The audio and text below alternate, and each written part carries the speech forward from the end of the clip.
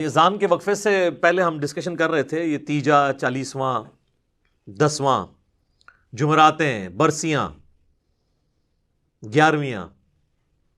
22 رجب کے کنڈے،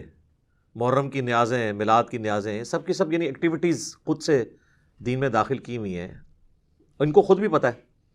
اب تو نوبت یہاں تک آ گئی ہے کہ ایون 40ویں کے کارڈ چھپتے ہیں، جس طرح آپ کے شادی کارڈ ہوتے ہیں، اخبارات کے اندر بڑے بڑے اشتہارات چھپتے ہیں۔ اچھا، یہ ہم کو مذاق اڑانے کے لیے نہیں کہہ رہے، اگر یہ سب کچھ جائز ہوتا نا، اس کے لیے ساری ایکٹیویٹیز آپ کریں، جو بھی ماڈرن طریقہ اڈاپٹ کریں۔ مثلاً اب کسی کا جنازہ ہے اور آپ نے اناؤنسمنٹ کرنی ہے، تو ظاہر ہے کہ آپ فیس بک پہ لگائیں، واٹس ایپ گروپس میں شیئر کریں، تاکہ زیادہ سے زیادہ لوگ اس کے جنازے میں شامل ہوں۔ اخبار میں بھی دے دیں، کوئی حرج نہیں، یہ تو ایک دین کی بنیادی ایکٹیویٹیز ہے نا جنازہ پڑھنا۔ ہم ادر دین وہ باتیں کر رہے ہیں کہ نبی علیہ السلام کی مبارک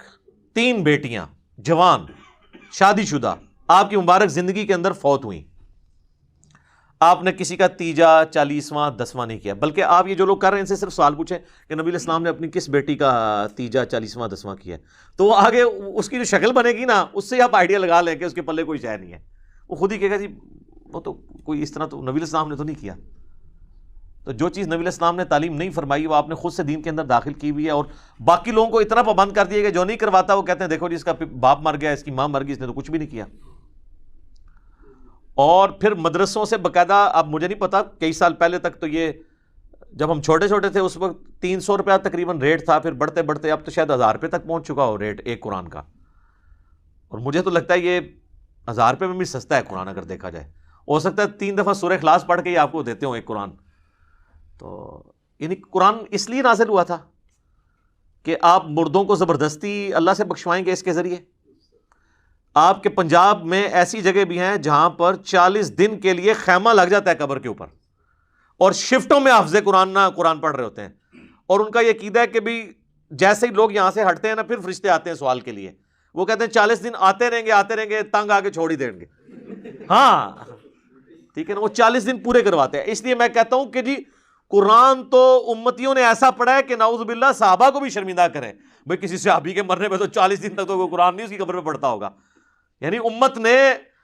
سلف کو بھی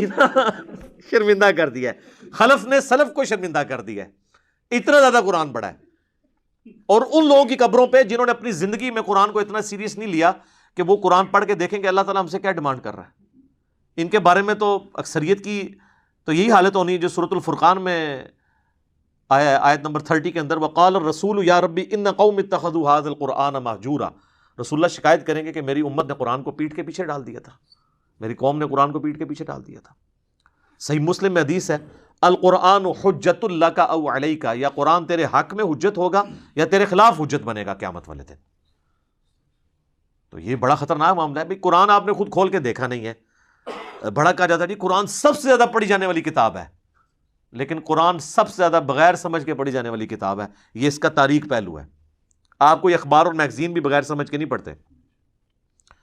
آپ دیکھیں پرانے زمانے میں جو بوڑھے پڑھے لکھے نہیں ہوتے تھے نا، تو وہ دکانوں پہ جا کے نا کوئی ایسا بندہ ڈھونڈتے تھے جو اردو پڑھ سکتا تھا، تو اسے اخبار دے کے کہتے تھے کہ پڑھ سنا آج کیا خبر میں آیا۔ لیکن وہ جن بابوں کو آپ یاد کرتے ہیں نا، ان بابوں کے بارے میں آپ کو یہ کبھی نہیں ملے گا کہ انہوں نے کبھی قرآن پکڑ کے مولوی کو دیا ہو کہ پڑھ بتا، مجھے بتا اللہ نے کیا لکھا ہے۔ آپ دیکھیں میت کے اوپر وہ سوگ کرتے ہیں، سوگ تو ٹھیک ہے، بخاری مسلم میں حدیث ہے کہ میت کے اوپر 3 دن سے زیادہ سوگ نہیں ہے، سوائے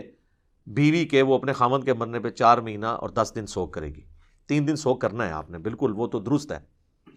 لیکن وہاں جا کے وہ پھر الفاتحہ کہتے ہیں، اور ایک دفعہ سورۃ الفاتحہ، پھر 3 دفعہ سورہ اخلاص پڑھ کے تو مردے کو وہ اصالہ ثواب کرتے ہیں، اور جتنی دفعہ کرتے ہیں وہ مطلب وہ کر کے کرتے ہیں دعائیں مغفرت کریں۔ آپ میں نے دعائیں پہلے بتائی ہیں، اس طرح قرآن پڑھ کے بخشنا تو ثابت نہیں ہے۔ اور اولاد اگر خود پڑھ رہی ہے قرآن تو وہ آٹومیٹکلی ثواب ملے گا، اولاد کو تو بخشنے کی ضرورت بھی نہیں، اور اس کے لیے ماں باپ کا مرنا بھی ضروری نہیں، زندگی میں بھی ان کو ثواب ملے گا۔ پھر وہ کلمہ بھی پڑھا جاتا ہے، کہتے ہیں 70,000 دفعہ کلمہ جس نے اپنی زندگی میں پڑھ لیا وہ بخشا گیا۔ اور کئی جو بوڑھیاں ہیں بوڑھے ہیں انہوں نے اپنے لیے پڑھ کے رکھے ہوتے ہیں، اور ایکسٹرا پیکج بھی بنا کے رکھے ہوتے ہیں انہوں نے۔ اپنے کوئی قریبی فوت ہو جائے نا تو اس کو کہتے ہیں یار یہ میری طرف سے 70,000 دفعہ، مراد یہ کہ یہ لے جنت کا ٹکٹ۔ اور یہ بڑے بڑے ذمہ دار علماء نے یہ کام کیا۔ آپ فضائل اعمال ذرا کھول کے دیکھ لیں، اس کے اندر ایک واقعہ موجود ہے۔ نبی علیہ السلام کی وفات سے آلموسٹ 650 سال کے بعد کا یہ واقعہ ہے، کیونکہ وہ شیخ قرطبی جو ہیں وہ ان کا ٹائم پیریڈ یہی بنتا ہے۔ وہ کہتے ہیں جی شیخ قرطبی کا بیان ہے، شیخ قرطبی کو بھی بیچارے کو نہیں پتا ہوگا، اس کی طرف ایک منسوب ہے۔ شیخ زکریا کاندھلی فضائل اعمال میں لکھتے ہیں کہ انہوں نے نا وہ ایک ایسے نوجوان سے ملے کہ جسے کشف ہو جایا کرتا تھا کہ کون جنت میں ہے اور کون جہنم میں۔ اللہ اکبر! صحابہ کو نہیں ہوتا تھا، آپ حدیث سن چکے ہیں بخاری مسلم کی، کہ وہ نبی علیہ السلام کی برکت سے وہ جو 2 قبر والوں کے اوپر جو ٹہنی کی وجہ سے عذاب کی تخفیف ہوئی، صحابہ کو نہیں پتا چلا کہ اس کے اندر کیا ہو رہا ہے، حضور نہیں بتایا۔ بلکہ مسلم شریف میں تو الفاظ ہیں آگے کہ میں نے ارادہ کیا کہ میں اللہ سے دعا کروں کہ تمہیں عذاب قبر سنوا دے، لیکن پھر مجھے ڈر ہوا کہ تم اپنے مردوں کو دفنانا چھوڑ دو گے۔ تو صحابہ نے تو سنا بھی نہیں، دیکھنا تو بڑی دور کی بات ہے۔ بخاری اور مسلم دونوں میں حدیث ہے، ایک مدعم نامی غلام تھا حضور کا، جو آپ کے سواری کا کجاوا کسا کرتا تھا۔ غزوہ خیبر کے موقع پر ایک نامعلوم تیر لگا اور وہ شہید ہو گیا۔ صحابہ نے کہا یہ تو سیدھا جنتی ہے، حضور کا خدمت گزار ہے، ظاہر ہے جی ہم بھی ہوں تو یہی کہیں۔ آپ فرمایا تم جنت کی بشارت دے رہے ہو، اس نے مال غنیمت سے ایک چادر چوری کی تھی، اللہ نے مجھے دکھایا وہ آگ کی بنا کے اس پہ ڈال دی گئی ہے۔ اب باقی اصحاب میں سے اگر کسی نے ایک رسی بھی چھوٹی سی یہ سمجھ کے اٹھائی کہ مال غنیمت میں اس کی کیا ویٹیج ہے اور گھر لے گیا تھا، فوراً گھروں کو بھاگے لا کے حضور کے پاس جمع کروائی کہ بھئی یہ آپ ہوتے تو آپ کہتے جو کچھ بھی ہیں تیرے محبوب کی امت سے ہیں۔ تو محبوب کے ساتھ جو ڈائریکٹلی اٹیچ بندہ ہے اس کو اس نسبت نے کام نہیں دیا جب اس نے کام غلط کیا ہے، کیونکہ محبوب کے ساتھ تو آپ کی رشتہ داری ہو سکتی ہے، اللہ کا کوئی رشتہ دار نہیں ہے سر، اللہ کے ساتھ کسی کی رشتہ داری نہیں ہے۔ تو آپ جو مرضی لوگوں کے بارے میں فیصلہ کریں۔ بال وہ شیخ قرطبی کہتے ہیں کہ جی اس نے نوجوان نے چیخ ماری، اس نے کہا میری ماں کو جہنم کی جانب لے کے جا رہے ہیں فرشتے۔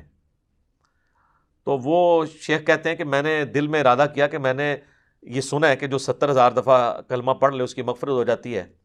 تو کہتے ہیں میں نے اس کی تصدیق کرنی تھی کہ یہ جو کہتے ہیں نا آواز آئی، پتہ نہیں یہ آواز ٹھیک آئی ہوئی ہے کہ غلط، قرآن حدیث میں تو کہیں نہیں ہے۔ تو کہتے ہیں میں نے دل ہی دل میں نا وہ 70,000 دفعہ کلمہ پڑھا ہوا TCS کروا دیا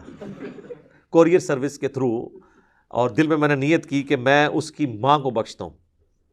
کہتے ہیں تھوڑی دیر بعد وہ نوجوان مسکرانا شروع ہو گیا کہ وہ 70,000 دفعہ کلمہ اس سے پہنچ گیا ہے، اس کی وجہ سے اس کے لیے جنت کا فیصلہ ہو گیا۔ اور شیخ فرماتے ہیں مجھے اس واقعے سے 2 چیزوں کی تصدیق ہو گئی۔ ایک تو یہ تصدیق ہوگی کہ یہ صاحب کشف جو ہے یہ صحیح ہے، واقعی اس نے دیکھا ہے، یعنی وہ جہنم سے جنت کا فیصلہ ہوا ہے۔ دوسرا مجھے یہ بھی تصدیق ہوگی کہ 70,000 دفعہ کلمہ اگر کسی کو TCS کروا دیا جائے ارجنٹ میل سروس کے تھرو، تو اس کی وجہ سے اس کی مغفرت ہو جاتی ہے۔ یہ ان کا معیار ہے چیزوں کو چیک کرنے کا، کہانیاں بنانے کا، ان میں رنگ بھرنے کا۔ تو سر جب آپ لوگوں کو یہ چیز بتائیں گے تو لوگ تسبیح پہ لا الہ الا اللہ کلمہ ہی پڑھیں گے نا، پھر قرآن تو نہیں ترجمے سے پڑھیں گے۔ اتنی ٹینشن لینے کی کیا ضرورت ہے کہ قرآن ترجمے سے پڑھو، پھر اس پہ عمل کرو، پھر اس کی تبلیغ کرو؟ اس کی وجہ چپ کر کے 70,000 دفعہ کلمہ پڑھ لو، دیٹس آل، اور آپ پڑھ لو اور سب کی طرف سے ایک دفعہ پڑھ لو، عیاشی کی زندگی گزارو۔ کس غیر محسوس طریقے سے انہوں نے امت کا جنازہ نکالا ہے۔ اسی کی آپ باقیات آپ دیکھ لیں، پھر لے کے بیٹھے ہوتے ہیں گٹلیوں پہ، وہ کہتے ہیں جی 1.25 لاکھ دفعہ آیت کریمہ، 1.25 لاکھ دفعہ جناب کلمہ،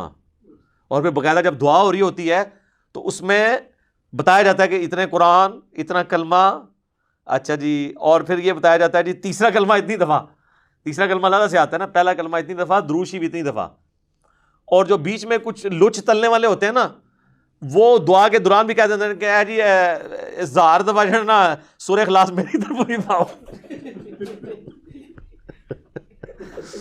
کیونکہ انہوں نے پڑھا ہے یا نہیں ہے، بل وہ انہوں نے کرنا اس لیے ہوتا ہے کہ مطلب وہ جو لواحقین ہیں ان کو پتہ چل جائے کہ اس نے بھی لچ تلا ہوا ہے۔ اور بعض اوقات تو پوری لسٹ بن کے آتی ہے نا، اس میں نام بھی پڑے جاتے ہیں کہ اس نے یہ کیا، اس نے یہ کیا، اس نے یہ کیا، تو اگر کسی کا نام سکپ ہو گیا تو وہ اس طریقے سے بھی اپنی انٹری لگواتا ہے۔ جو لوگ ظاہر ہے کہ جی بغیر وضو کے صرف رشتہ داری نبھانے کے لیے جنازے پڑھ دیں، ان سے آپ کچھ بھی ایکسپیکٹ کر سکتے ہیں۔ یہ جتنے پولیٹیکل لیڈرز ہوتے ہیں آپ دیکھیں کتنے صحافی وہاں پہنچے ہوتے ہیں، بس وہ اسی طریقے سے پڑھ دیتے ہیں، کہتے ہیں بس ٹھیک ہے ایک حاضری لگوانے کے لیے آئے تھے۔ اسی لیے آپ دیکھیں جنازہ پڑھنے کے بعد وہ ڈھونڈ کے بندے کو مل کے جاتے ہیں کہ بھی تاکہ اس کو انشور کریں کہ ہم نے جنازہ پڑھا ہے، حالانکہ وہ اس کو دعا جنازے کی سن لینا تو اکثر لوگوں کو نہیں آتی ہوتی، تو کیا پڑھ کے گیا وہاں سے، وہ صرف حاضری لگوانے کے لیے آتے ہیں۔